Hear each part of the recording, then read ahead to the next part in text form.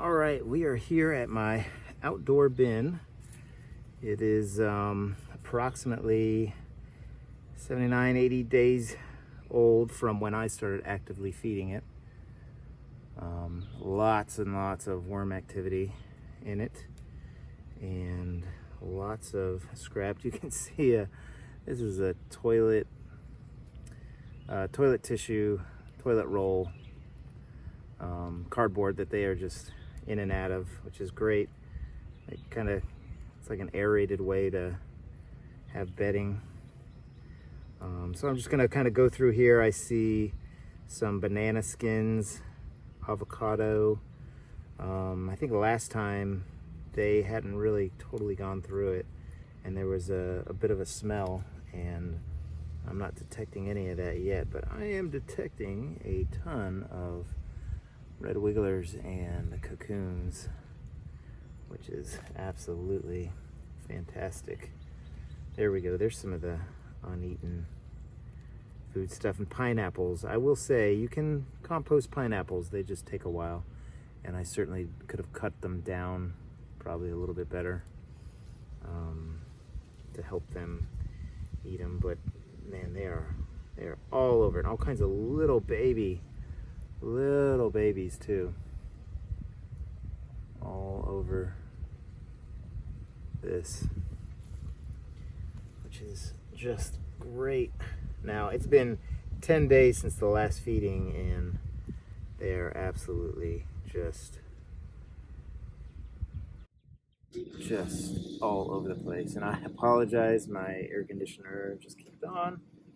Hopefully you can still hear me pretty well, but it's also a little windy, so I apologize for the sound. Here's a avocado seed that still is not soft enough, but just real happy with what's in here. I'm just going to kind of mix stuff around and aerate it.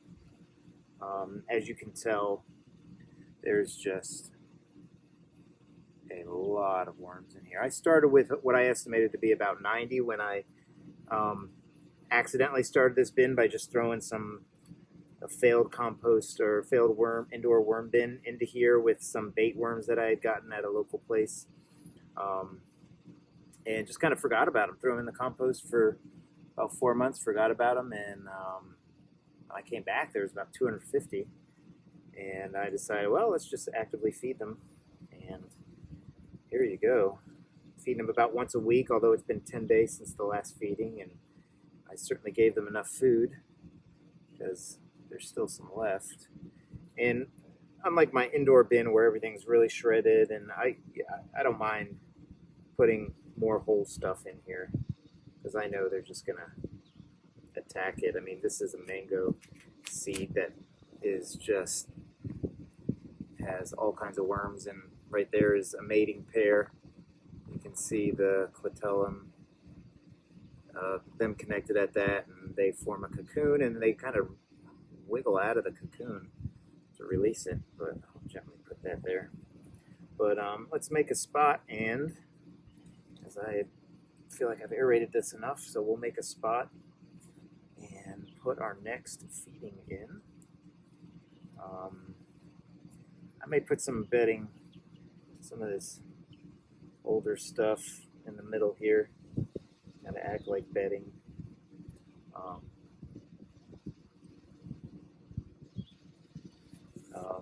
But I'll probably use a little bit of cardboard too to just kind of soak up the moisture. I feel a lot of moisture in the food that I'm giving them. I put it in the microwave, on a medium power setting, just to melt it a little bit, so I wasn't putting absolutely frozen stuff in here, which again I've done before, but it helps me get it out of the container. And then I forgot about it, and I didn't feed them, so I went to open the microwave, and boom, there was all my food, completely melted. So it is definitely mushy and a lot of liquid in the bottom of the containers. So I'm going to put a little bedding down here.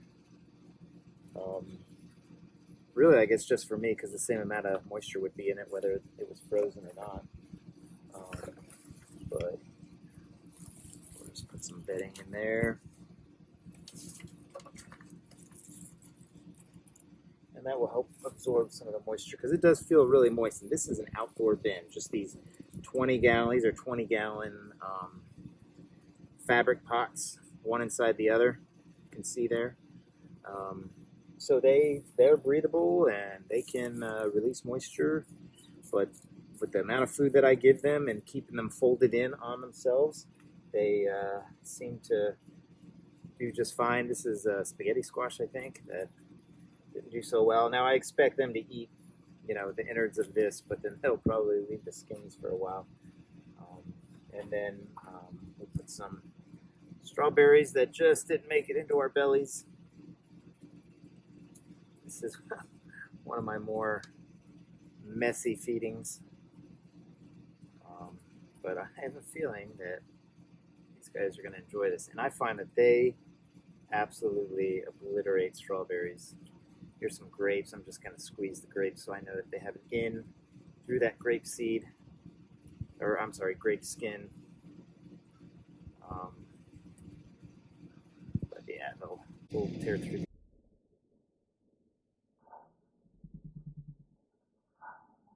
These grapes too. It's interesting. You find what your worms go through quickly and what not. And I mean, I don't know what they like. They seem to eat it all. But if I were to judge how quickly they eat, meaning, you know, they like it or not, then I would say strawberries are fantastic. Apples, absolutely. Anything finely shredded is a definite sure win. If you're ever worried about, oh, my worms aren't eating, or I don't know if they're eating, shred that food up in a food processor or blender, and you will find that they get through it. I'm going to put some banana peels here too. Just help them get through it. Now I pull a sticker off, but they will also leave the sticker behind for you if you forget and leave it in there, I have found. So I'm just going to kind of put some more of this mush. This is just absolute mush in here. And this outdoor bin, I don't fret about overfeeding. If I've got too much in here, it'll take care of it eventually. I'll just feed less next time. Do my normal coffee/tea, and then some grit, which is just crushed eggshells, really pulverized eggshells. That got a little, I don't know what it's called, not a NutriBullet, but a real cheap one-speed fits-all blender that I put these in. Same thing I grind my coffee beans in. It seems to do the trick. And now we'll just cover it up, which is definitely key to an outdoor bin, is keep this layer of bedding on the top of the worm bin so that the less outside creatures can smell it and believe that they can get into this yummy stuff, the better off the worm bin will be for sure.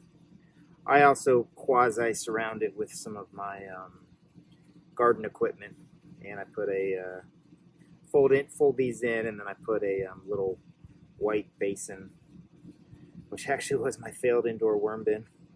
I put that in on top also, and that seems to do the trick. And I also check it every day. I take the basin off and I unfold the flaps just to see how everybody's doing.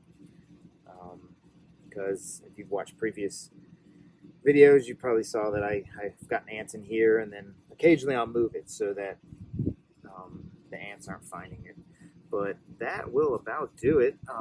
If you enjoyed the video, if you give me a like, I'd really appreciate it. It helps me out. And if you want to subscribe to my channel, that helps me out too.